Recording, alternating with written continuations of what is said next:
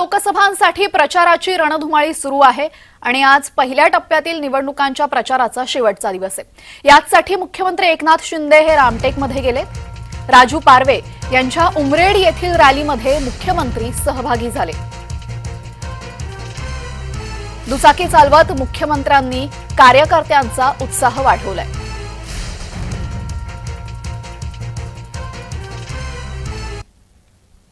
तर प्रचारादरम्यान मुख्यमंत्र्यांशी बातचीत केली आहे आमचे प्रतिनिधी हितेश मेश्राम यांनी। पाहूयात। रामटेक लोकसभा मतदारसंघामध्ये स्वतः राजू पारवे यांचा प्रचार करण्यासाठी राज्याचे मुख्यमंत्री एकनाथ शिंदे इथे आले आहेत। आपण त्यांच्याशी बातचीत करूया। साहेब, तुम्ही राजू पारवे यांचा प्रचार करण्याकरता आले आहात, रामटेकच्या मतदारांना काय सांगाल?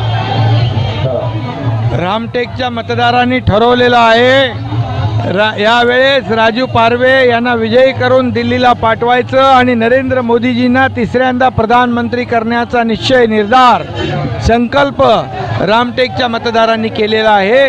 कारण रामटेकमध्ये गेले अनेक वर्ष आमचे कृपाल तुमानेजींनी केलेलं काम, महायुतीने केलेलं काम, राज्य सरकारने केलेलं काम, त्याच्या कामाची पोचपावती या निवडणुकीमध्ये आम्हाला मिळेल। साहेब, विरोधकांकडून पण खूप जोरदार शक्ती प्रदर्शन दाखवण्यात येत आहे, त्याबद्दल काय सांगाल? विरोधक शक्तिहीन झालेले आहेत, त्यांच्याकडे अहंकार आहे, अहंकार, त्यांचा अहंकार पराभवाकडे त्यांना घेऊन जाणार आहे।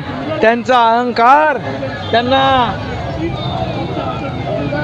आणि राजू पारवे आणि नरेंद्र मोदीजी यांच्याकडे आत्मविश्वास आहे, हा आत्मविश्वास विजयाकडे घेऊन जाणार आहे। आणि म्हणून ही निवडणूक विचारांची निवडणूक आहे, ही निवडणूक देशभक्तीची निवडणूक आहे, ही निवडणूक देशाच्या विकासाची निवडणूक आहे। आणि म्हणून लोक विकासाला मत देतील आणि लोक घरे बसणाऱ्यांना मतदान करणार नाही, विकासाला मतदान करणार। विदर्भात महायुतीच्या किती जागा येतील? विदर्भात महायुतीच्या 10 जागा पूर्णच्या पूर्ण येतील, असा पूर्ण माहोल या विदर्भामध्ये आपण पाहतोय। सगळीकडे असाच माहोल आहे। लोकांनी निर्धार निश्चय केला आहे, विदर्भातल्या सर्वांनी निश्चय केला आहे विदर्भाच्या विकासासाठी केंद्रात मोदी आणि इथे राज्यामध्ये महायुती सरकार, त्या महायुती सरकारने 2 वर्षात केलेलं काम, मोदीजींनी 10 वर्षात केलेलं काम, या निवडणुकीमध्ये त्या कामाची पोचपावती या ठिकाणी मतदार देतील। खूप खूप धन्यवाद। मी हितेश मेश्राम, जय महाराष्ट्र न्यूज, रामटेक।